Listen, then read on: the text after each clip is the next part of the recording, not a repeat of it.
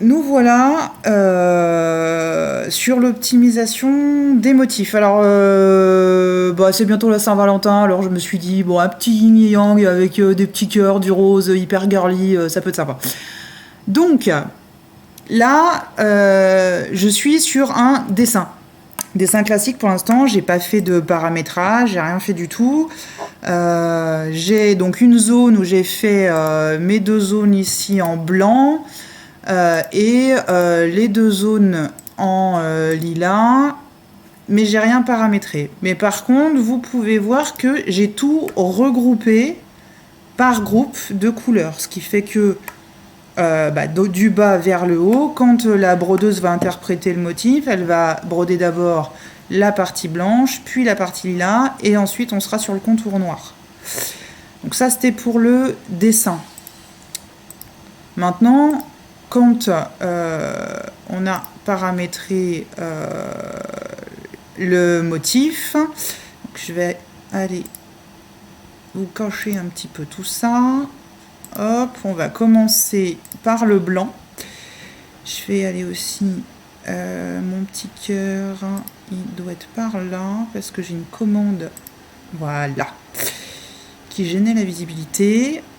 Donc, on a la première zone de couleur blanche que j'ai paramétrée. On va pas s'attarder sur le paramétrage, peu importe, on fait ça qu'on veut.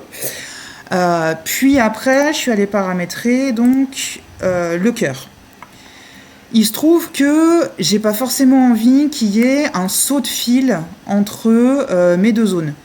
Je lui ai mis une commande de début et de fin de remplissage et le petit cœur pareil. Donc là je vais, voilà, donc je sais pas si vous voyez bien, mais la grande zone se termine donc ici. Voilà, donc elle se termine ici et j'ai fait démarrer le remplissage du cœur quasiment en face. Et pour éviter un saut de fil, j'ai juste rajouté un chemin que j'ai mis en pointillé pour avoir accès au point droit. Et en fait, la brodeuse, elle va juste faire quelques points. Alors là, par contre, on va aller dans le paramétrage. Si il veut bien nous faire la grâce de s'ouvrir. Voilà, il arrive, il est là. Donc, très bien. Donc, Marie-Françoise, tout à l'heure, elle parlait donc des pré-réglages. Moi, je me suis fait un petit pré-réglage, là, ce que j'ai appelé sous-chemin. Et en fait, ça me permet d'avoir... c'est juste histoire d'aller se promener d'une zone à l'autre. Donc, j'ai pas besoin de tout petits points. J'ai pas besoin de points d'arrêt en début et en fin. Il est en point droit tout simple, sans aller-retour, avec 3, des fois même je mets 4 mm. Mais c'est voilà, c'est juste pour aller d'un objet à un autre en fait. Donc ça, c'est la première chose quand on optimise un fichier de broderie. Là, je me permets de mettre un chemin brodé ici parce que je sais que derrière, par-dessus, je vais avoir le rose qui va se broder là. Et ça a l'avantage aussi, quand je fais ce petit chemin entre les deux zones, c'est que j'ai pas un saut de fil trop grand, qu'éventuellement j'oublie de couper entre deux changements de couleur et que ma brodeuse puisse l'accrocher et que ça s'enraye, que ça bourre, que ça endommage la machine ou quoi que ce soit. Donc ça, c'est la première chose. Après, j'ai donc mes deux zones là de couleur où là j'aurai un saut de fil ici que je serai obligée de couper. Et donc après, on arrive à la partie contour. Donc les contours en noir. Et là, alors on va aller, je vais revenir sur les contours de base de mon dessin pour vous montrer, ça sera peut-être plus parlant. Donc mes contours, je les mets en pointillé puisque je leur demande un point droit. Je vais aller, parce que c'est pour vous montrer la fonction d'agencement de point droit. Voilà, donc là pareil, je me suis fait une préférence pour mes points droits sans sans nœud, sans rien. Hop. Et donc, là, je vais vouloir faire un agencement de point droit. Donc, agencement automatique de point droit dans l'outil trait. J'applique. Et c'est là qu'on va rentrer dans l'optimisation en proprement parler. C'est que l'agencement, en fait, il va me faire plein de choses. Donc, des sous-chemins, des agencements automatiques. Donc, ça va être les points de dessus. Donc, vous voyez que là, on a une espèce de tout petit truc. On a un autre qui revient. Enfin, voilà. Donc, déjà, dans un premier temps, dans le paramétrage, j'avais mis pas de nœud d'arrêt. Et on voit que les sous-chemins, si on va voir les paramètres, automatiquement, ça a mis des points d'arrêt. Donc, déjà, il va falloir commencer par nettoyer tous les points d'arrêt. Donc, là, j'en fais qu'un seul. Mais en fait, vous sélectionnez comme ça tous vos sous-chemins. Vous faites paramètres, vous enlevez les points d'arrêt en une seule fois. Et puis ensuite, il va falloir aller regarder un petit peu les agencements automatiques, parce que par exemple, on voit que là en bas, on ne sait pas pourquoi, il y a un tout petit machin, alors que si je vais sur l'agencement d'après, il est où? Je le cherche, voilà, il repart exactement du même endroit. Donc en fait, il ne sert à rien. Donc on peut le supprimer et ne garder que l'agencement automatique 10 par exemple. Et on va juste faire attention à ce qu'il y ait bien un point d'arrêt sur le dernier agencement, à la toute fin, parce que ça va être le dernier point en fait que la brodeuse va faire. Et moins on aura de points d'arrêt, moins le fichier sera lourd et plus la broderie sera fluide pour la machine. Alors attends, parce que du coup j'ai perdu le chat et j'ai vu qu'il y a des... Alors pour optimiser le nombre de points, donc si je comprends bien, on enlève les points d'arrêt. Oui, c'est ça, Maureen. Le plus possible, quand on peut, on essaye d'enlever les points d'arrêt. Surtout ce qui est des sous-chemins, les points d'arrêt, on n'en a pas besoin. Sur ce qui est les chemins, de ce qu'on appelle les agencements automatiques, donc ça seront les points de dessus, on va en avoir besoin que lorsque on a besoin de faire un saut ou alors de terminer la broderie en fait. Est-ce que tout le monde est capable, pas est capable, ça n'a pas de sens. Est-ce que tout le monde sait mettre des débuts et fins de broderie? Ah, ouais. Voilà. Ça peut-être, si tu peux le montrer oui. Bien qu'à un endroit, c'est bien. Je peux. On va essayer de refaire ça. Hop. Alors, bon, je vais réafficher un objet de couleur lila. Il est là. Alors, donc, je sélectionne mon objet. Je vais faire ça par le menu, tout bien et pas par les raccourcis. Donc menu extension, Inkstitch, commande, ajouter des commandes à des calques sélectionnés. Et là, on a tout un tas de commandes. Donc là, il y a le remplissage, il y a la broderie ondulée, les agencements automatiques, que ce soit de point droit ou de colonne, et les coupes-fils aussi. Donc là, je veux position de départ et de fin, remplissage. J'applique. Hop. Alors, pour manier les commandes, donc là, on va aller chercher celle d'en haut. Il faut être en mode sélection. Donc là, la petite flèche noire en haut. On vient ouvrir donc le dossier commande de début. On vient sélectionner le marqueur. Et en maintenant cliquer dessus, on vient le bouger pour le positionner où on veut. Alors, il y a aussi un truc qui peut être pratique, c'est de changer le mode d'affichage et se mettre en mode contour.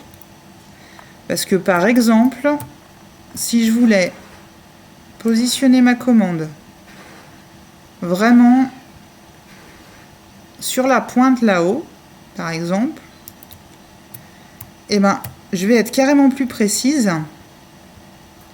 Vous voyez ? pour me mettre bien au bout. Hop, que si j'avais été en affichage normal.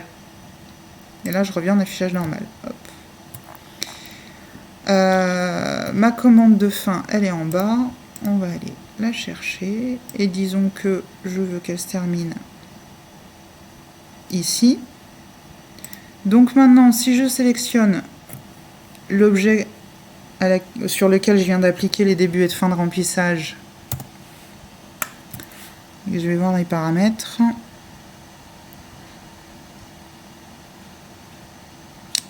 Voilà, donc on voit que ça a commencé là-haut, ça fait le remplissage, et ça vient finir là où je lui ai demandé.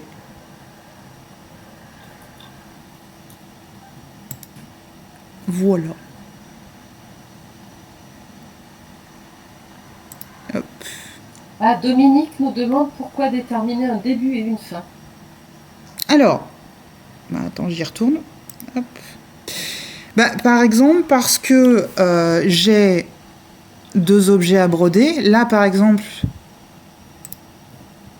pour être logique et éviter les trop grands sauts de fil, il faudrait que je mette ma fin proche de l'objet suivant qui va être brodé pour éviter le plus possible d'avoir un grand saut de fil comme ça, là, en travers, qui sert à rien. Ça permet d'économiser le fil, ça permet d'économiser aussi les allers-retours du bras de la machine, d'alléger le motif et de faire en sorte que les objets, par exemple, quand on en a 15, 20 au moins, il y a un sens de broderie et que ça part du haut vers le bas, par exemple, ou je sais pas. Voilà, ça permet d'organiser. Je vais couper là pour l'instant. Hop. Voilà, ça permet d'organiser son motif pour que ça soit plus lisible et que ça aille exactement là où on veut, en fait.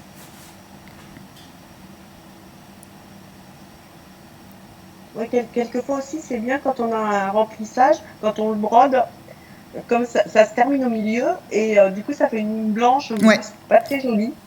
Et là, en forçant la position de fin, on peut éviter ça. Ça ne changera rien à l'angle. Non. Non. Et c'est vrai que ces soucis de ligne au milieu, là, de ligne blanche, on dit je comprends pas, pourtant ma densité elle est bonne. Des fois, ça vient tout simplement de ça.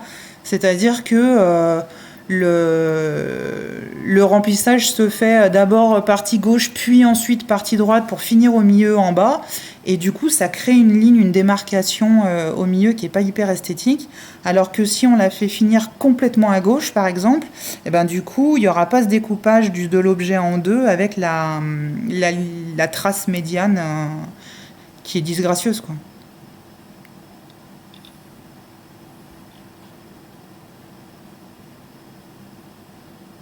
Vous avez d'autres questions sur les optimisations de motifs ?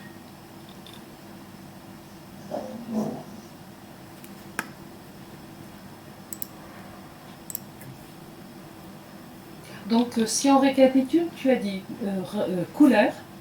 Ouais. Ensuite, proximité de couleur. Ouais. Reclassement des couleurs entre elles. Voilà. Ensuite, des entrées-sorties. Oui. Les chemins qui peuvent relier 2 objets différents pour éviter les sauts de fil.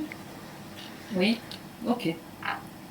Et c'est de là aussi que les commandes de début de fin vont être importantes, puisque du coup, mon chemin que je rajoute entre 2 objets, je vais le faire commencer là où se termine le remplissage du premier objet, et le faire commencer là où débute le remplissage du deuxième objet. Merci Claudette. Claudette a dit, t'es la reine de l'optimisation.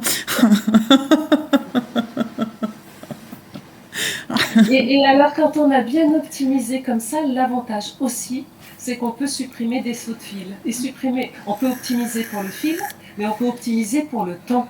Oui. Les points d'arrêt, ça tue le temps.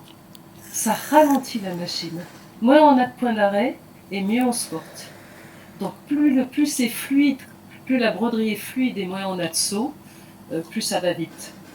Michel qui demande les sous-chemins, on peut les supprimer. Les sous-chemins, lesquels? Les sous-chemins, alors Michel, tu parles des sous-chemins dans l'agencement automatique de points droits ou de colonnes, c'est ça? Les chemins de dessous, je pensais parler. Le- Les chemins de dessous plutôt que les sous-chemins. Ah, les chemins de dessous dans le paramétrage des points droits, quand tu les supprimes, ça te fait des mais chemins là, de contour. quand tu fais le paramétrage automatique, ça te crée des chemins de dessous pour rejoindre. Quand tu fais l'agencement automatique. Et dans l'agencement Je suppose que automatique, c'est ça. si tu les supprimes, les chemins de dessous deviennent des points droits autour. Mais on peut les supprimer si on décoche. Ça fait un petit chemin autour et ça va rejoindre le démarrage de la broderie. Il y a Elodie qui demande pas de point d'arrêt au début. Non, pas forcément. Par exemple, là, mon agencement automatique, il commençait avec un sous-chemin. Un chemin de dessous, en fait, pour emmener l'aiguille là où allait commencer le premier contour, en fait. Donc, du coup, ton fil n'a pas besoin d'être arrêté. À ce moment-là, il ne va pas se découdre, puisqu'à un moment ou à un autre, il va y avoir une broderie, un point droit double ou triple que tu auras paramétré, qui va venir par-dessus. Donc, ça va tenir le fil. Donc, c'est pas indispensable de mettre un point d'arrêt au début. Si ça te tranquillise, tu peux. Personnellement, moi, je le fais jamais. Et mes broderies, elles se défont pas.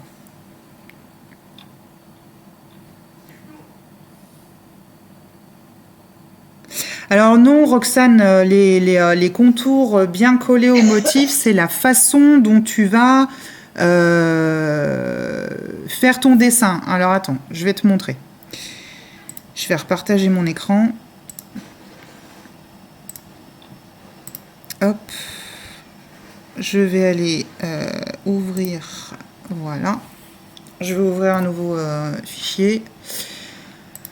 Bon, on va aller faire un rond quelconque. Voilà. Donc, là. Donc là, j'ai un premier objet avec un remplissage que je m'en vais aller transformer d'ailleurs en chemin. Donc ça, c'est mon premier objet. Il a juste le fond. Je vais venir le dupliquer, ce qui fait qu'il va être exactement au-dessus. Et je vais lui enlever le fond et lui ajouter un contour. Ah, on le voit pas très très bien.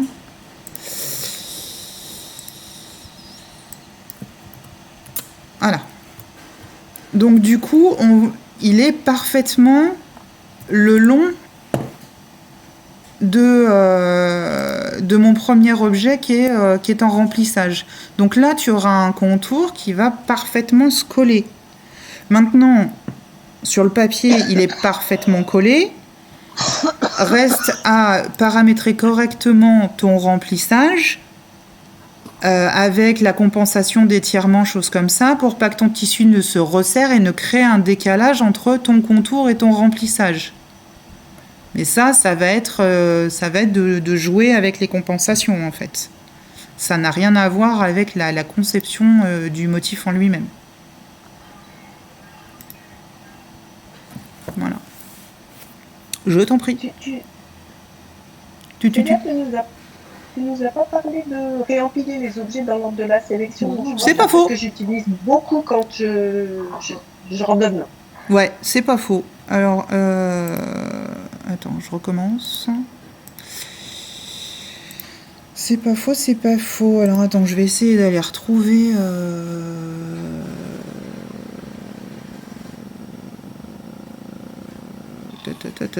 Alors attends, comment je m'en vais aller supprimer un peu tout ça là, parce que du coup sinon ça doit nous polluer le bazar. Et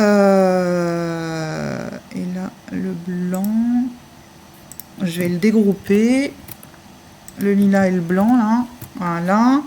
Donc si vous regardez bien, on a d'abord, je vais parler que du dernier chiffre, hein, le 9, le 81,2, le 54,2 et le 79,3.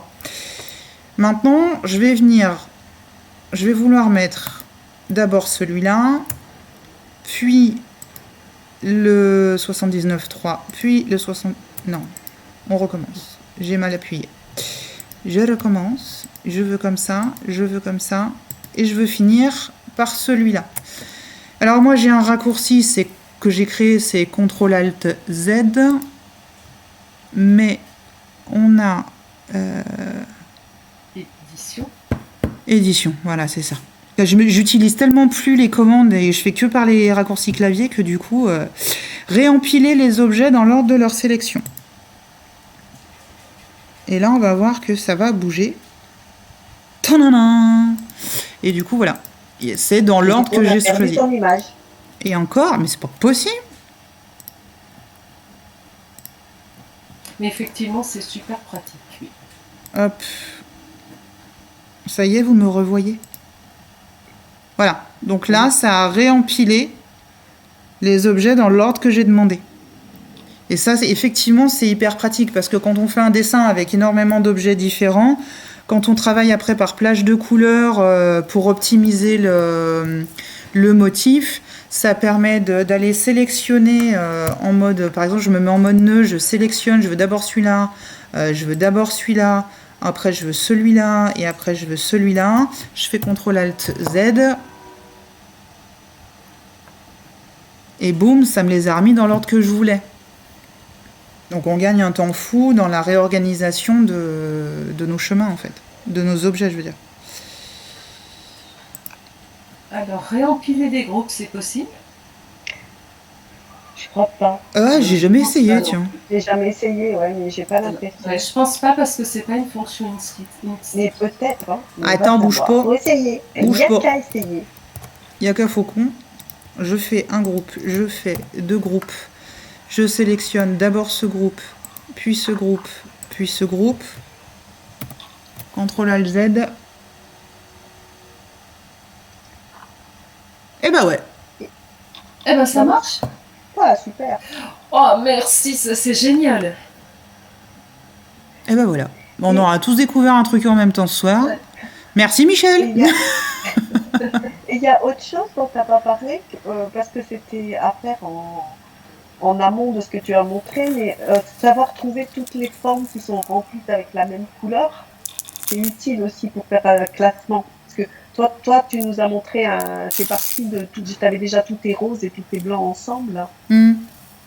Mais peut-être ce serait bien de montrer comment on sélectionne, enfin je sais pas hein, si ça a un intérêt ou pas.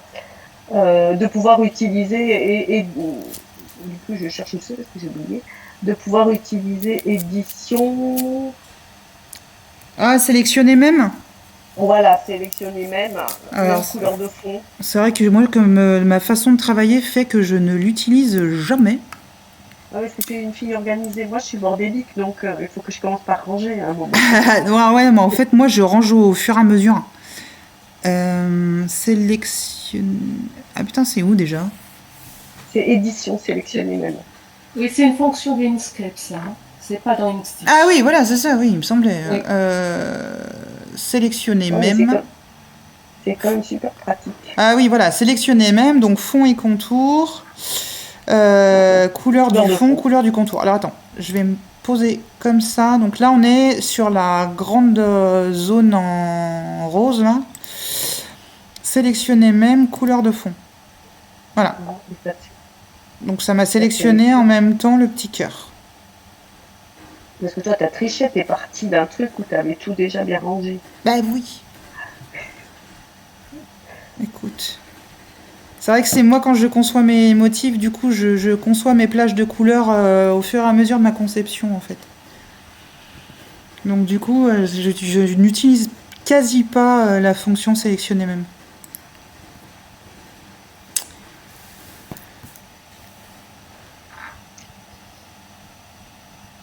Est-ce qu'on est au bout là sur l'optimisation?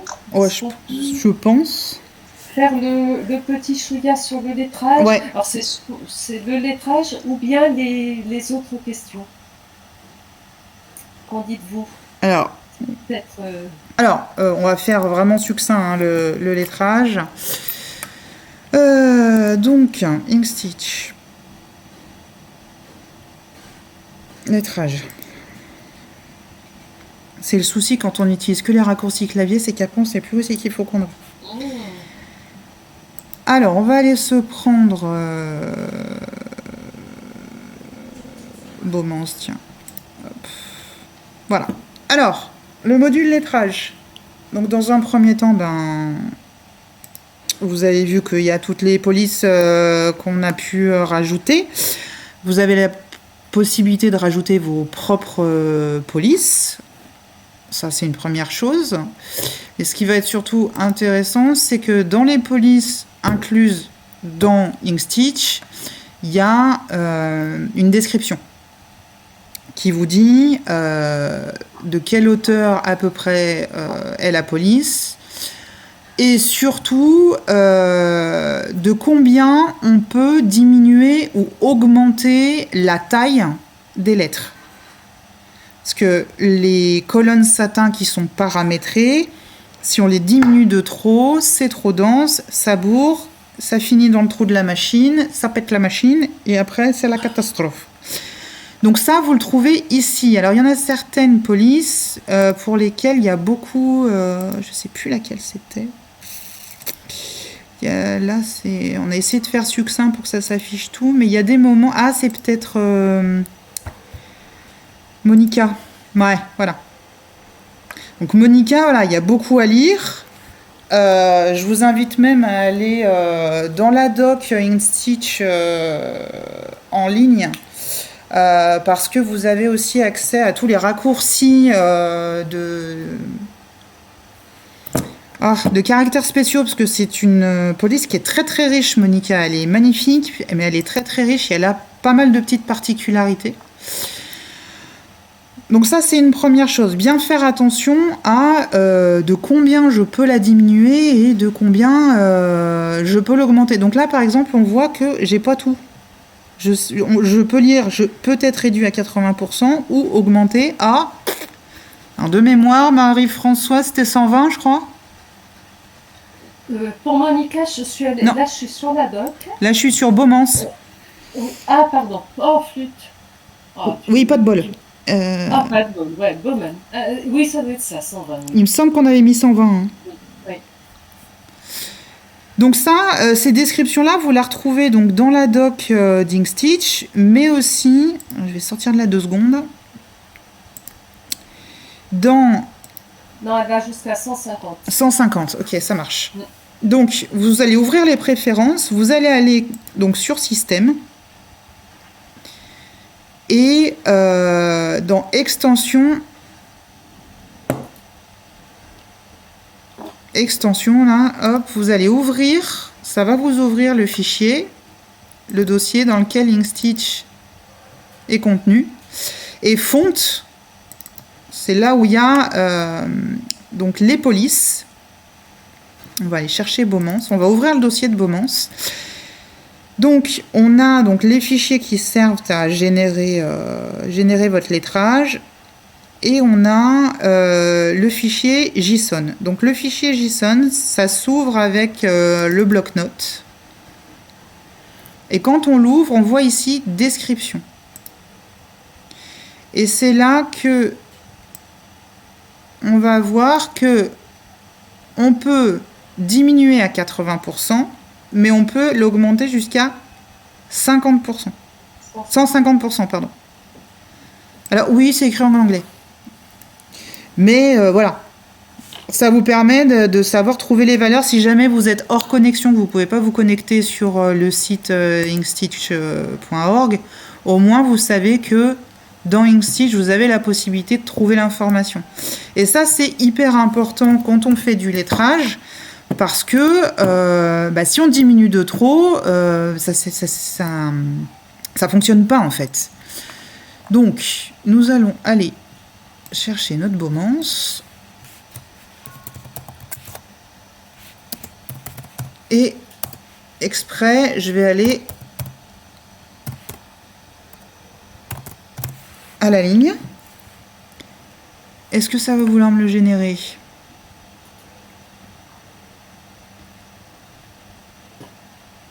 Ça réfléchit, ça réfléchit. Ouais. Ça a l'air de... Ah, voilà. Et c'est ici, dans Scale, que vous allez décider si vous voulez la laisser à 100%, si vous voulez la réduire, si vous voulez l'agrandir. Donc là, pour l'instant, je vais la laisser à 100%.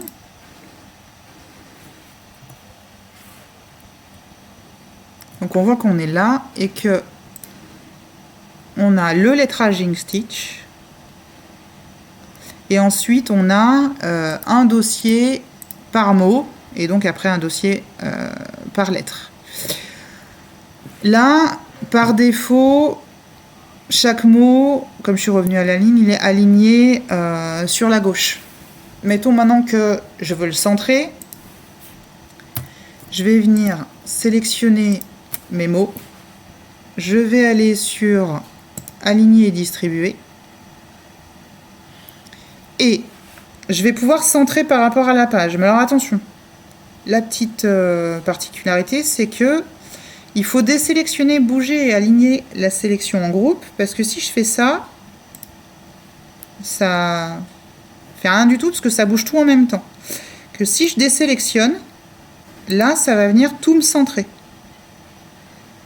Par contre, si je veux tout centrer là par rapport au centre de ma page, si je laisse désélectionner la sélection en groupe, si je veux le centrer, ça va être tous les uns sur les autres. Donc du coup, c'est pas ce que je veux. Donc je vais aller resélectionner. Faire un CTRL Z, déjà, c'est mieux. Et je vais le centrer par rapport à la verticale. Et là, donc du coup, on est bien centré au milieu du motif. Tu m'as dit quoi, Marie-Françoise ? Non, ça y est, j'ai taffé, c'est bon. Voilà. Alors, Claudette veut les zigouigouis de Monica. Tu veux les zigouigouis de Monica ? Ah bah justement, on va aller changer la police du coup. Donc on revient sur le lettrage. Donc du coup, l'avantage de garder lettraging stitch tant qu'on n'a pas terminé, c'est que du coup, on n'a pas besoin de retaper le texte. Il reste le même. Et on n'a plus qu'à aller sélectionner les zigouigouis de Monica qui sont là.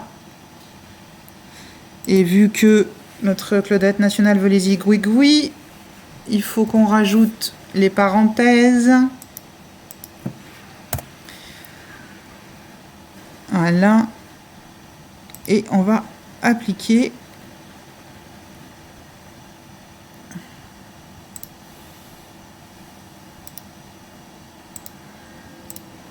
Voilà. Pourquoi ? Pourquoi quoi ? Bah regarde, ça n'a pas centré. Parce que Ah mais parce que c'est le lettrage que j'ai sélectionné et pas le. Comment tu nous expliques et après tu fais même pas ? Bah oui, bah qu'est-ce que tu veux ? Bah là, c'est plus joli. Et donc maintenant, si je fais une simulation, pour voir les zigouigouis, ça fera plaisir à notre Claudette.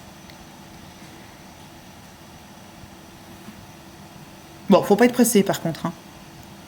Ben, ça permet de répondre à Maureen que les sauts de fil et les fils entre les lettres, ils ont été optimisés déjà. C'est difficile d'en avoir moins qu'il y en a là. Tu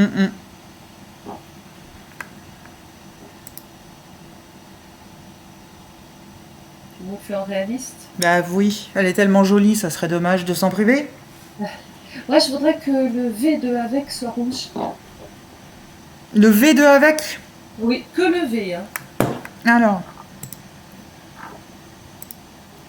Donc on va aller chercher chez avec, sélectionner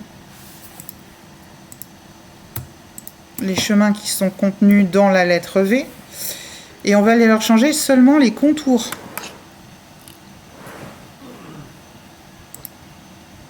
On peut pas mettre de fond ? Là, si tu mets un fond, ce sera plus des colonnes satin et ça va tout bousiller, ça va cafouiller. Les colonnes satin, c'est que en contour. Et donc, je vais faire une simulation que avec, on y gagnera peut-être un peu de temps.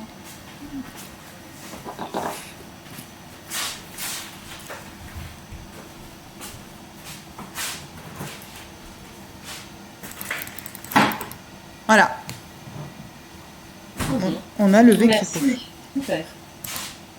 Bon, et ben maintenant avec, ça serait bien que le A il soit en haut et le V en bas, nous demande Steph.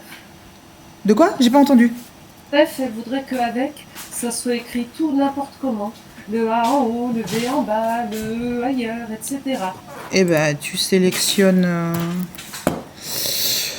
Tu sélectionnes juste ta lettre, en fait. C'est un objet comme un autre, en fait, du coup. Enfin, c'est un groupe d'objets, mais... Attends. Il est où, là? Hop, il est là. Oh, mais pourquoi il veut pas aujourd'hui? Bon, eh ben, on va aller sélectionner les chemins. Hop. Voilà. Puis là, tu mets ton A là.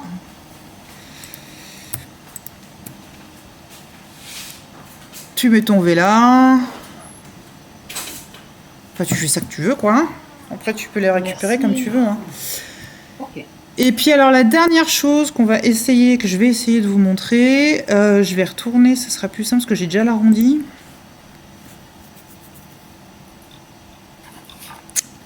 Je vais garder que les contours. Hop. Voilà. Et voilà. Alors, mettons que je veuille écrire en arrondi. Alors, je vais vous montrer comment on procède pour l'instant. Mais on a appris ce matin que bientôt, ça sera beaucoup plus simple. Voilà. Et voilà. Donc, je vais m'en aller centrer ça comme ça. Voilà. Et c'est là qu'on va venir travailler. Donc, lettre... enfin, limite lettre par lettre, en fait. On veut que ça se fasse l'arrondi ici. Donc, on va commencer par cette première moitié du mot, là, qui part du I et qui va... On a dit qui part du I qui va jusqu'au S, en mode sélection. Et puis, en fait, on va venir... Donc, en recliquant dessus, on a accès... Eh ben non, il n'a pas eu envie. Ouh, que ça va m'énerver ce soir, quand ça veut pas. Voilà. Oh.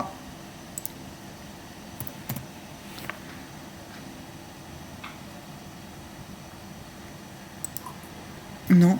Bon, je vais pas y arriver ce soir.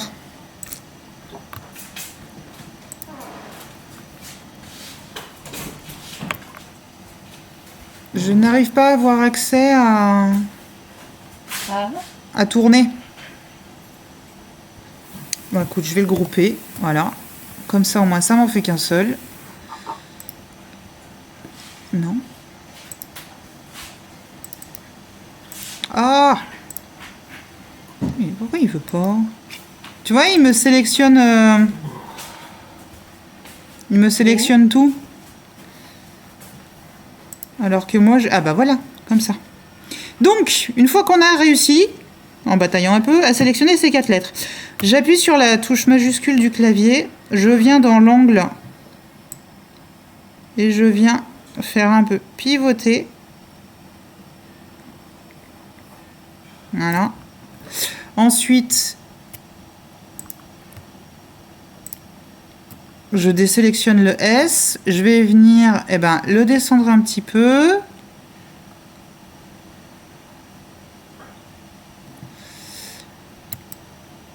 Et pareil, donc après, voilà, faut jouer avec les dispositions. Hein, Tac.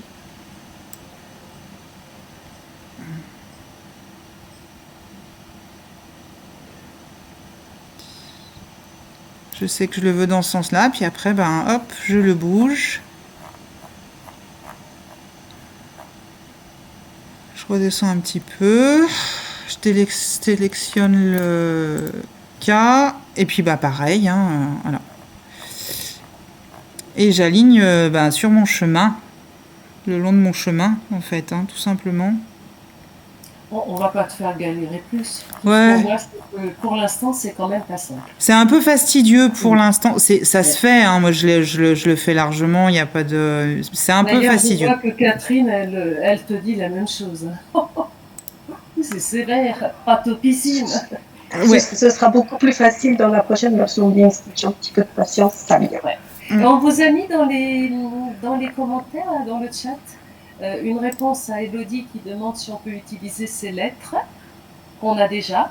J'imagine que ce sont des alphabets dont tu veux parler, Elodie, et on peut intégrer des alphabets qu'on a achetés au format de sa machine pour en faire des lettres qui participeront au lettrage. Et j'ai mis le lien pour la doc. On est bon là sur le lettrage. Ah si, j'en ai une. Ok. Est-ce qu'il y a une police pour faire de l'appliqué? Oui. Ah. Namscout. Oui. Françoise, elle a créé Namscout. C'est une police qui est prévue en appliqué. Et alors là, je n'ai jamais essayé, je te le demande puisque je t'ai Célia devant moi là. Emilio, en lui enlevant toutes ses parties. Alors Emilio en fait est en cours de transformation en appliqué. Tu vois un peu comment j'ai du nez.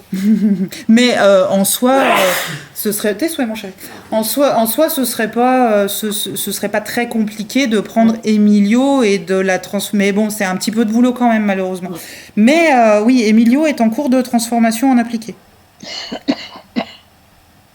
En tout cas, ce que tu es en train de nous dire finalement, c'est que toutes ces polices, on peut quand même se les remettre à sa sauce pour qu'on maîtrise un peu les chemins. Et les colonnes satin. Moi, je sais personnellement, les polices, quand je les utilise, notamment, je pense à ton grand hôtel. Ou à Monica. Je ne supporte pas quand les colonnes de 2 lettres se superposent. Donc je retravaille à chaque fois. J'enlève des morceaux, je revois un peu l'ordre des fins de colonne. Je ne les utilise jamais telles quelles. Ah bah bravo, c'était bien la peine que du crous des carcasses. Ah non, mais alors ça, c'est mon côté psychorigide de je veux optimiser à fond. Là, comme disait Claudette, la reine de l'optimisation. Est-ce qu'on laisse la parole à la grande Claudine? Bah ouais, je crois bien. Non. C'est pas moi parce que je suis toute petite. Vas-y, Claudine. Mais moi, en fait, j'ai rien à dire, juste répondre éventuellement à des questions sur un peu n'importe quoi. Alors, Claudine, d'abord, Claudine, elle participe à la traduction de Stitch en français, donc vous pouvez déjà lui cogner dessus. Voilà, plutôt que de me cogner dessus, chaque fois que vous voyez des bêtises dans la doc en français, il faut le dire, hein, parce que je ne suis pas connue pour avoir une orthographe parfaite, donc j'essaye de me corriger. Mais ce serait sympa si vous voyez des fautes de le signaler pour qu'elles puissent être corrigées. Ou si vous voyez dans la doc des choses qui ne sont pas claires, dites-le, et parce qu'on peut améliorer. Donc quand je parle de la doc, je parle de la doc officielle d'Institch, qui est sur le site institch.org. Donc principalement, effectivement, j'ai traduit des grands bouts d'anglais en français. Il y a des bouts que j'ai écrits en anglais, du coup ça fait faire un peu de l'anglais de cuisine, mais c'est pas très grave. Mais une manière de participer, si vous voulez bien, c'est de signaler tout ce qui est pas bien pour qu'on essaye d'améliorer. Donc j'espère que tu m'avais pas demandé de faire un truc sur les patchs et que je m'en suis pas rendu compte, Marie-Françoise. À vrai dire, dans le pot pourri, j'ai mis les patchs, mais je te les mets pas. Vous avez vu comment on a fait ça, c'est nul. Ça m'est passé complètement... Bon, on fera une autre conférence. Je vais voir si j'ai quelque chose, parce que j'en ai un qui... Je dois avoir quelque chose qui traîne. Les patchs, en fait, les patchs, c'est des appliqués. Quand tu parles de patch, c'est un appliqué. Bah oui. La conception d'un patch, c'est comme un appliqué. C'est relativement simple. J'avais fait un truc pour un accroche-torchon. Je vais le retrouver.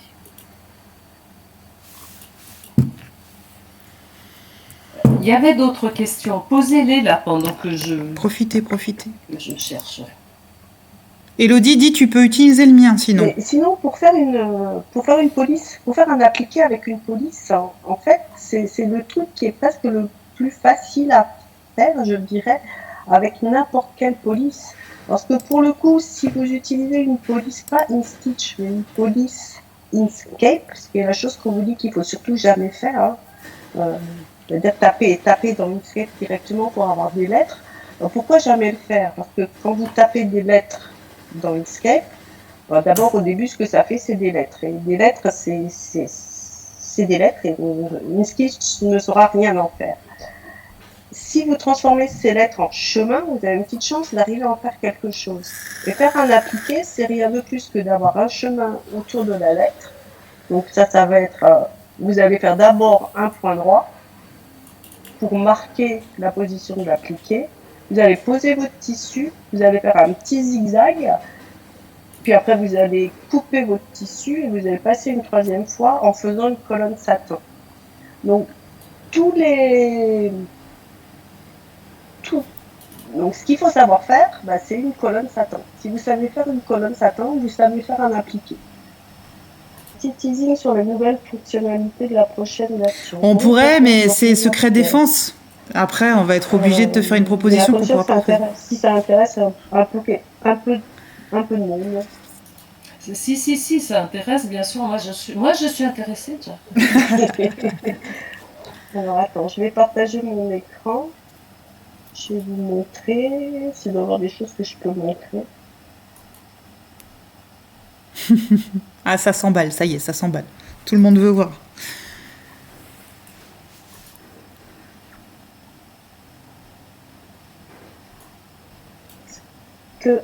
Est-ce que vous voyez mon écran? Oui. Ok. Donc moi, le lettering, par exemple, puisqu'on vient d'en parler, si je fais... Alors, par contre, du coup, comme c'est une version en cours, j'ai un peu d'anglais, un peu de français, c'est un peu le barbare. Pardon. Donc je reprends attention, une pitch. Donc vous voyez qu'au-dessus de lettrage, là, il y a un machin qui dit lettering longue passe. Oui. Donc ça va être ce qui va vous permettre de définir un lettrage plus un chemin et de demander au lettrage d'aller sur le chemin. Je ne vais pas vous montrer comment ça marche exactement, juste vous dire que ça va exister. Pourquoi je ne vais pas vous montrer? Parce que ça risque encore de changer, donc ça ne sert à pas grand-chose que je vous montre. Dans le lettrage, il y a des trucs qui sont fixés déjà, qui ont été modifiés.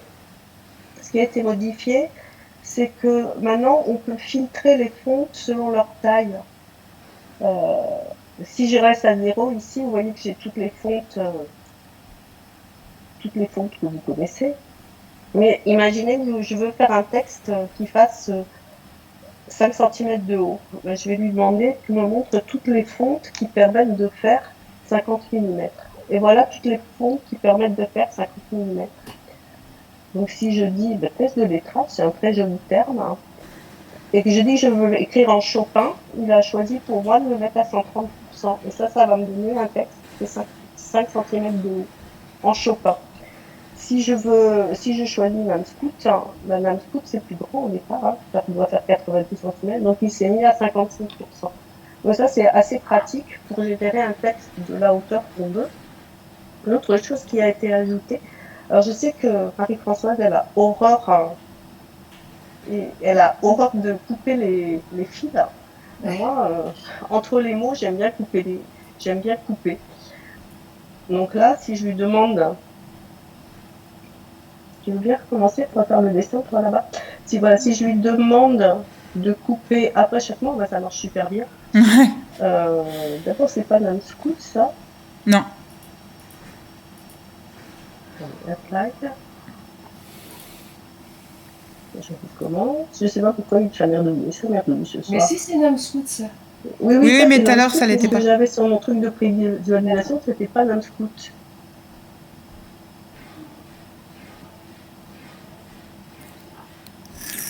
C'est quand il veut.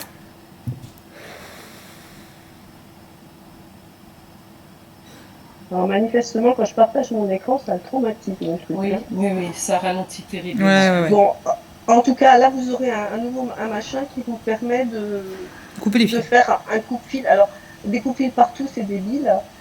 Couper les fils entre les lettres, ça sert pas à grand-chose. Mais par contre, quand vous avez un texte sur plusieurs lignes, par exemple, ben, couper à la fin de la ligne, c'est pas forcément ridicule. Donc, vous aurez le droit de faire ça. Alors, qu'est-ce qu'il y a dans les nouveautés qui sont déjà montrables? Les... Je sais plus ce que...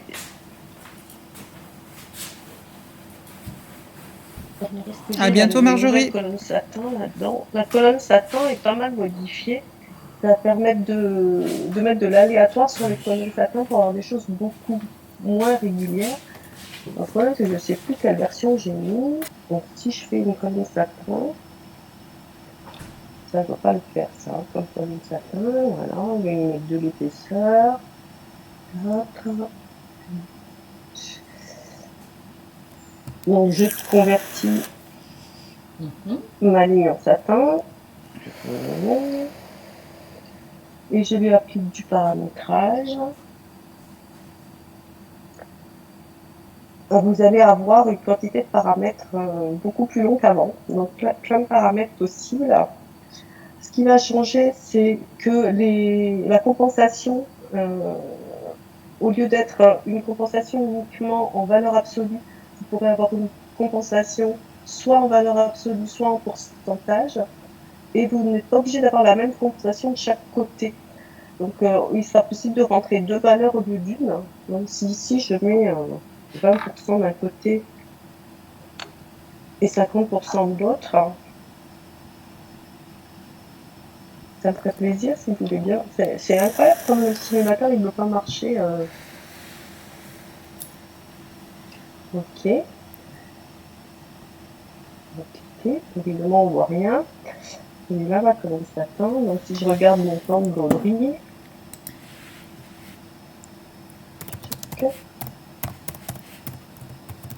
c'est pas flagrant. Si tu nous te rapproches bien, si on va le voir. Ici. Voilà. Ouais. Donc là, vous voyez que ça m'a pas mis la même compensation des deux côtés. Donc, je vais tester celui-là. Je vais revenir sur les paramètres. Donc, c'est pour ça qu'il il va y avoir pas mal d'endroits où on peut mettre deux valeurs différentes. Et du coup, ils ont décidé que c'était plus une virgule qui allait séparer, mais mettre un espace. Alors, pourquoi plus une virgule alors qu'on avait pris l'habitude de la virgule ailleurs? C'est parce que dans tous les paramètres, vous n'avez pas le droit de mettre des virgules d'habitude. Hein. Si vous écrivez 0,25 ou le 0,25, par exemple, là-dedans, ben, c'est pas pris. Donc l'idée, si j'ai bien compris, l'idée c'est qu'à terme on puisse mettre des virgules, que ce soit les mêmes virgules que 0,5, ça veut dire un demi. Bon, cela dit, ah ben ça il peut bien me montrer des choses. Donc l'aléatoire, ça va permettre, je vais mettre 50% d'aléatoire de chaque côté. Voilà. La colonne satin, elle ressemble à ça maintenant. Et on peut aller jusqu'à combien? À 100%? Ouais. Je vais mettre 100% d'un côté, 50% de l'autre. Ok. Je me demande si j'ai même pas mis... Voilà. Oula. Tu peux mettre ce que tu veux en fait. Ah. Alors pour l'augmentation, tu peux dépasser 100%. Pour la réduction, tu peux pas. Oui. Donc si tu me rajoutes aussi une possibilité de réduction, tu vas voir que des fois c'est plus grand, des fois c'est plus petit. D'accord. Ok. On peut aussi mettre de l'aléatoire sur 100% là. On voit quelque chose sur l'espace crête à crête. Alors, on n'y voit rien parce qu'il est tout petit. Alors, où est-ce qu'on règle celui-là? Le zigzag, ligne 0,4. Voilà, ben là je vais mettre 3. Là, on verra mieux. Bon, c'est pas beau, hein, mais du coup, ça varie. Alors, un truc que moi je trouve vraiment agréable aussi, c'est de pouvoir, si on donne une longueur maximum, je vais essayer de mettre. Quand on met une longueur maximum, ça coupe en fait les traits trop grands, ils sont séparés en plusieurs. Et là, on peut mettre de l'aléatoire là-dedans. Si on choisira, donc on va avoir soit du complètement aléatoire, alors je fais du complètement aléatoire là, ok. Si on n'est pas content du tirage aléatoire, on a le droit de le rechanger, parce que ça sera pas tout à fait la même. Ok. Donc voilà, des choses de ce genre. Alors l'autre chose qui va changer aussi, c'est que dans tous les menus de paramétrage, il y a ces deux machins-là qui ont été rajoutés, ils ont exactement le même effet que les commandes visuelles correspondantes. Les commandes de coupe ou les commandes de stop. Oh, ça En y est fait, bien, dans ça. les commandes visuelles, il y a des commandes comme coupe et stop qui s'appliquent à un objet où il n'y a pas de position à définir. Donc ça peut être là-dedans. La commande de fin de position de fin de broderie ou de début de broderie, par contre, elle reste où elle est. Elle va rester en commande visuelle. Alors, qu'est-ce qu'il y a d'autre de sympa? Il y a... Alors, est-ce que ça y est dans cette version-là? Alors, je suis pas sûre de l'avoir parce que dans cette version-là, parce que les trucs en cours, hein, ils n'ont pas tous été mariés dans la même version, donc c'est un peu compliqué de tout montrer. Un truc sympa, enfin, que moi je trouve très sympa, qu'a fait Kaline, c'est de pouvoir faire des dégradés. Ça va devenir plus facile de faire des remplissages en dégradé. Si il n'est pas beau mon truc, hein, donc là je vais mettre une couleur là-dedans. Quand on va dans les fonds, si on met un fond en dégradé, voilà, c'est pas joli mon truc. J'ai oublié comment on fait. Il y a deux couleurs là. Voilà. Donc là, ça varie entre le rouge et le jaune. Et ça, on va pouvoir le convertir en broderie qui varie, enfin en broderie avec du rouge et du jaune, avec des distances au rangées qui sont telles que ça fasse un dégradé. Je sais pas si je l'ai dans. Ouais.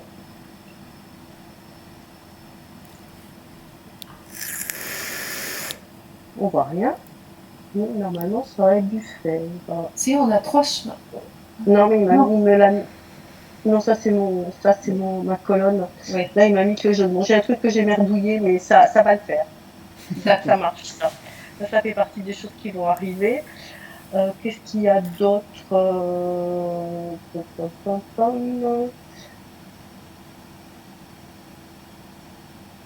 là-dedans, il n'y a rien de nouveau. Si, là, il y a des trucs nouveaux. Ça, j'aime bien, moi. J'aime Stitch to Stroke. Quand vous avez deux objets qui sont... ce que tu as montré tout à l'heure dans l'agencement automatique, Célia, dans l'exemple où tu as fait un petit chemin à la main pour rejoindre deux ongles, là, tu n'as plus besoin de le faire à la main. En fait, tu sélectionnes tes deux objets et ton saut, parce que tu avais un saut entre les deux, se transforme en chemin. D'accord. Donc, ça te crée un chemin. Après, à toi de modifier si tu veux un chemin. Ça va permettre, à partir d'un remplissage, de générer un chemin qui se promène sur le centre du remplissage. L'idée, c'est d'essayer d'aider quand on fait de l'automatique. En fait, si on a une image et qu'on convertit automatiquement, on se retrouve avec des remplissages sur des contours, c'est moche comme tout. Donc c'est sur ce genre de remplissage qu'il ne devrait pas en être pour les transformers contours. Et puis, je pense que c'est à peu près tout ce que j'ai à montrer là. Il y a d'autres choses qui ne sont pas encore finies, qui vont arriver. Mais c'est pas des... Je pense qu'il n'y a rien d'énorme, mais c'est beaucoup de choses qui vont faciliter la vie. Oui, c'est plein de petits trucs qui vont rendre le boulot beaucoup plus simple. C'est ça, c'est ça. Là, tu mets la doc de Inkstitch. Il faut vraiment, on trouve tout là-dedans. Hein. Alors, c'est des fois un petit peu plus sommaire que ce qu'on peut trouver dans les tutos, mais c'est vraiment une référence. Ouais, alors justement, j'étais sur Monica, je pense que ce serait bien, puisqu'on est là, et que les gens ils aiment bien l'utiliser, celle-là. Monica, si vous voulez tous les zigouigouis, là, il faut absolument que vous utilisiez la doque, parce que sinon vous ne pouvez pas les faire. Donc cette espèce de U bizarre, le seul moyen de faire, c'est d'attraper le U qui est dans la doc, de faire un copier, et puis d'aller sinon escape, en extension. Alors, attends, je désélectionne ce barre-là, sinon ça va pas marcher. Extension, stitch, lettrage. Vous choisissez Monica. Et là-dedans, vous tapez le machin. J'ai fait un coller. Et vous avez le U à zigouigou. Ah, super. Donc pour utiliser à fond les divers machins de Monica, il n'y a pas à tortiller, il faut aller chercher, il faut faire du coupé-coller de ce qui est dans la doc pour l'amener ici. Alors, la raison elle est simple, hein, c'est que le U, il y en a un majuscule et un minuscule. Donc ceux-là, ils sont déjà utilisés pour faire un U et un U minuscule. Donc pour celui-là, il faut un autre caractère. Donc celui qui a été choisi, c'est ça, mais ça pouvait pas être un U. Donc il faut vraiment aller dans la doc, faire du coupé-coller de ces machins-là. Allez, je pense que 3 là. Je vais les remettre dans mon lettrage. Je vais enlever un peu, allez, on va passer à la ligne. Donc, normalement, il arrive là. Voilà. Bon, et en plus, j'ai tout un laïus sur ce qu'il faut faire ou pas faire. Ok. Bon, pour l'instant, c'est tout ce que je peux teaser. Je n'ai pas autre chose à montrer. Alors, j'ai sorti, si ça intéresse encore, un exemple de ce qu'il faut faire pour un appliqué. Le voilà. C'est une espèce d'étoile. Donc, ça se met sur le coin d'un torchon. C'est une espèce. Le torchon arrive à peu près comme ça. Et puis, cette partie-là comporte un trou à l'intérieur. Donc, il y a plusieurs parties.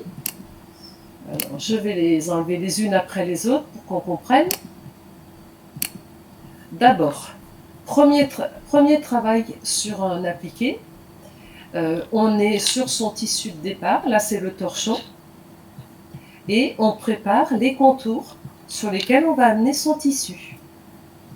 Donc, les contours, ce sont 2 lignes. Ah, visiblement, le partage d'écran ne marche pas chez tout le monde. Droit, et qui doit être paramétré en point droit tout simple.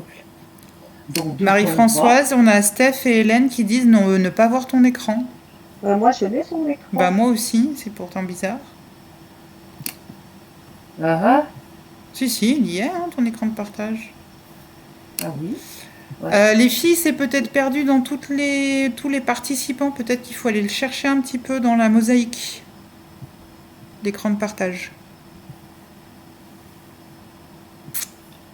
Je t'en prie, excuse-moi Marie-Françoise. Non, t'as bien fait. Donc on prépare ses contours.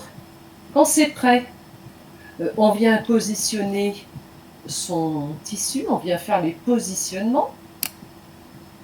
Et là, je vois que j'ai ici un premier chemin, un deuxième, et puis un troisième pour maintenir le milieu. Donc je pose si je regarde les couleurs, là c'est rouge, et là c'est violet. Les couleurs, on les voit là en bas.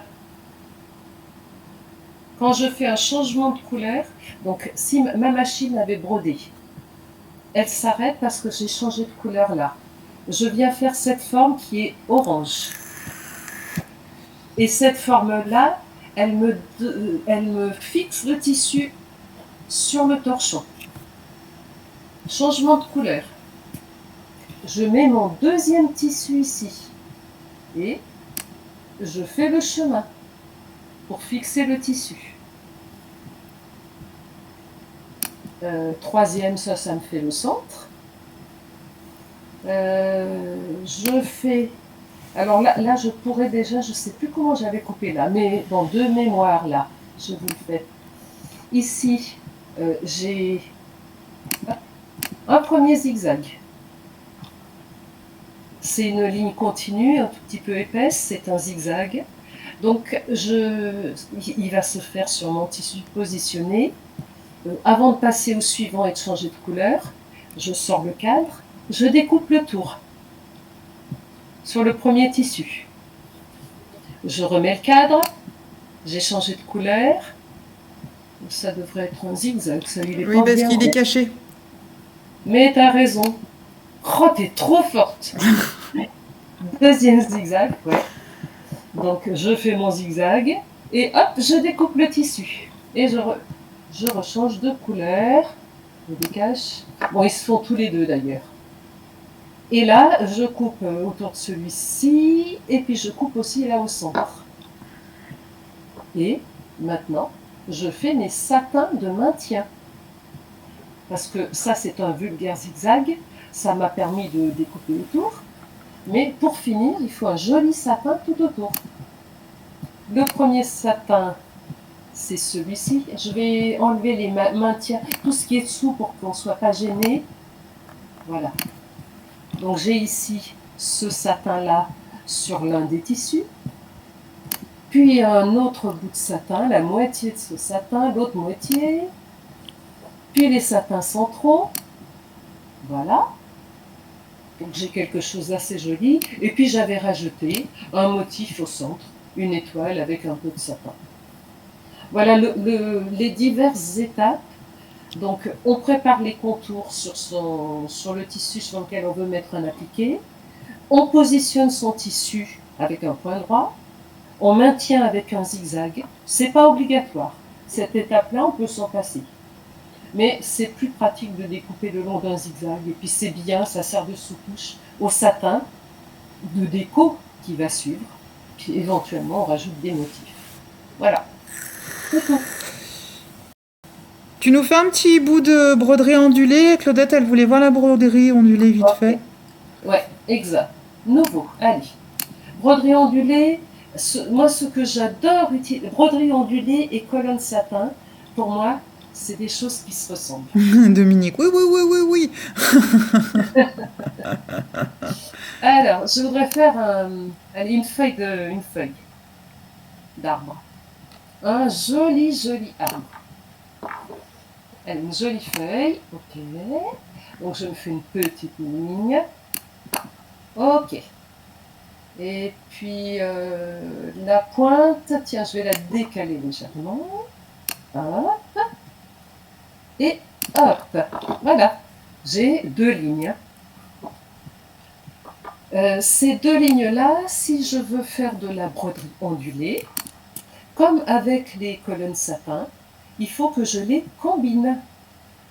Donc dans Objet, je suis toujours du côté du dessin, du côté Inkscape. Dans Objet, je combine. Voilà. C'était dans chemin combiné, pas dans objet. Chemin combiné, oui. Ensuite, je passe en mode broderie. Je veux broder ça. Une stitch, paramètres. Il va voir qu'il y a des traits, donc il va me proposer d'abord de faire tout bêtement des traits. Mais moi, je ne veux pas des traits. Je veux de la broderie ondulée. Dépêche-toi, Pépère. Voilà. Donc si je dis rien, il me fait deux traits. Mais non, Pépère, je veux de la broderie ondulée. Et alors, à une époque, avant d'avoir la broderie ondulée, on travaillait avec des interpolations. Mais la broderie ondulée nous a simplifié la vie, parce que quand on travaillait avec les interpolations, on avait des problèmes de sens, on avait toutes sortes de problèmes. Alors que là, on peut générer les choses très facilement. Elle n'a qu'un inconvénient, la broderie ondulée, et je le dis parce que Claudine est là, donc elle va pouvoir intercéder en notre faveur. C'est que la broderie ondulée, on la voit dans les simulations, mais dans le dessin, on ne la voit pas. Et je trouve que ça, c'est un petit peu gênant, qu'on n'ait pas un espèce de rendu. Alors, sur la broderie ondulée, ensuite, on a des paramétrages possibles. Là, si je ne veux pas 10 lignes, j'en veux 15. Je le dis. Je peux également modifier le type d'espace. Alors, c'est une valeur qui est comprise entre 0 et, pour être raisonnable, 2, parce qu'après, ça devient plus très lisible. On va mettre un 5 pour voir ce que ça donne. Donc, un 5, c'est ce qui permet d'avoir des lignes qui sont de plus en plus ou de moins en moins espacées. Je vais vous mettre 0,5 pour voir ce que ça donne dans l'autre sens. Voilà, ça fait la même chose, mais dans l'autre sens. Voilà, la broderie ondulée, ça permet de faire des broderies légères. Ce qu'il faut apprendre à bien maîtriser, et pour ça il faut s'entraîner, c'est les limites, parce que la broderie elle est légère, mais partout sur les extrémités, on tombe sur pas mal de superpositions. Et vous avez vu que j'ai pas fait une pointe, mais j'ai bien décalé. Et on peut décaler encore plus pour avoir des fins qui ne sont pas des gros tas de points.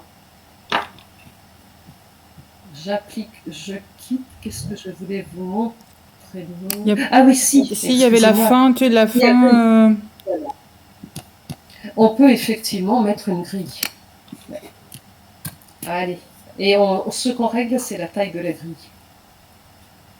Et puis il y a le style de jointure aussi.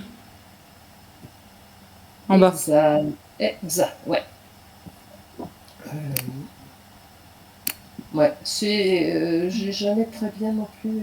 Ouais. Oui. Bon, c'est un petit peu comme ce que je vous ai pas montré sur le remplissage automatique. On peut sauter les derniers points, parce qu'en fait, ça, c'est l'équivalent de sauter les derniers points. C'est plus efficient ici que dans le remplissage automatique. Et puis, je voulais vous montrer ici autre chose. Je vous disais, ça ressemble aux colonnes satin, ça n'en est pas. Mais comme dans les colonnes satin, on peut guider aussi son travail. On peut mettre des traverses. Et alors, si je mets des traverses, les traverses, vous savez les faire, hein, avec un crayon, et puis on clique sur chaque extrémité. Donc, je refais le paramétrage, et vous allez voir que les traverses orientent les courbes, orientent la construction des courbes.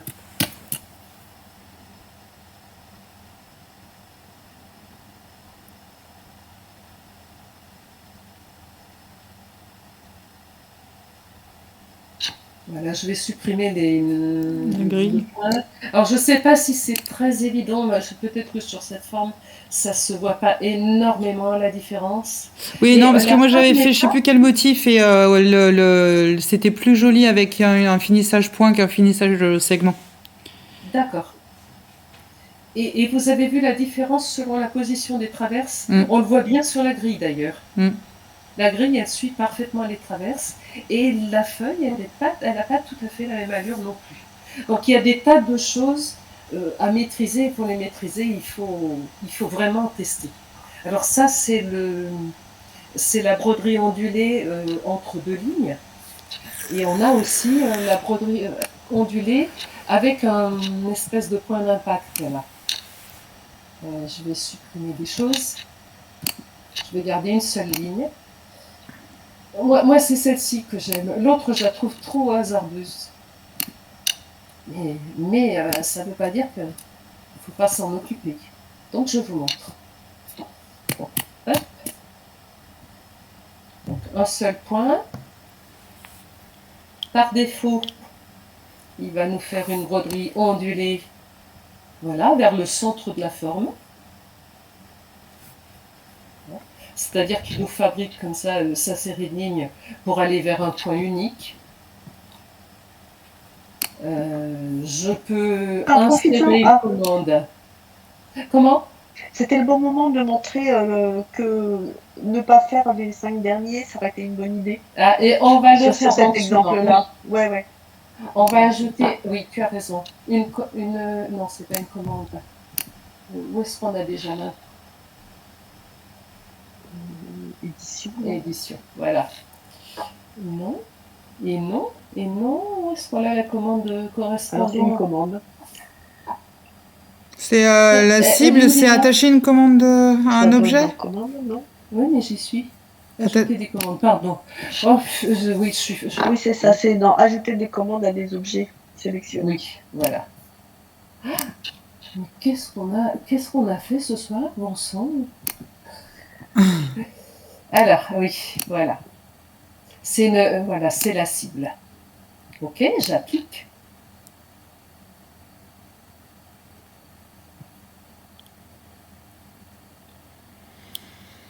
Voilà. Et puis, hop, je sélectionne la commande. Le marqueur, ok. Voilà, hop. Je reparamètre mon chemin.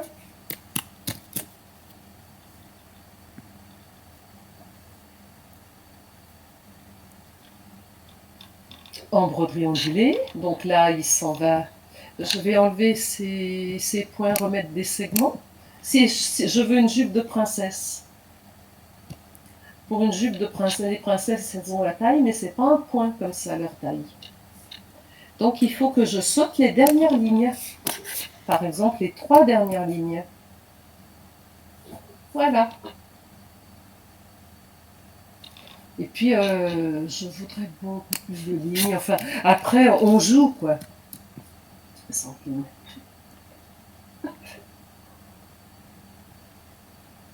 Je trouve que la broderie ondulée, ça se prête bien à des broderies très légères. Et ça donne de très très jolis résultats, mais il y a une part de hasard et puis il faut un petit temps de maîtrise. Vous voyez d'autres fonctions? Je n'ai pas rajouté là la broderie ondulée. Là, je vois pas là. Non. Je commence à être plus étanche. Voilà. J'arrête de partager. Si tu peux faire, tu pouvais le faire trop tard. Vas-y. On aurait pu le faire sur une forme, sur un truc fermé aussi. Aussi, mais on va les laisser jouer maintenant. Oui, Après, dans la docking stitch, c'est expliqué aussi. Hein. Il y a une main en haut, mais une main levée. Je l'ai pas. C'est Wafa. Mais ça doit être. Ah, voilà. On t'a vu. Il n'y a plus de questions? De toute façon, il est quand même 23h et on a dépassé. Donc on va aller se coucher. Hein. Sauf s'il y a une grosse question là. Voilà. Merci à vous. Et belle soirée. Et sinon, toi, tu as fait une vidéo sur que tu vas mettre en ligne. Oui, je vais mettre aussi le lien de la vidéo, des 2 vidéos que j'avais essayé de faire sur la chaîne YouTube, ouais.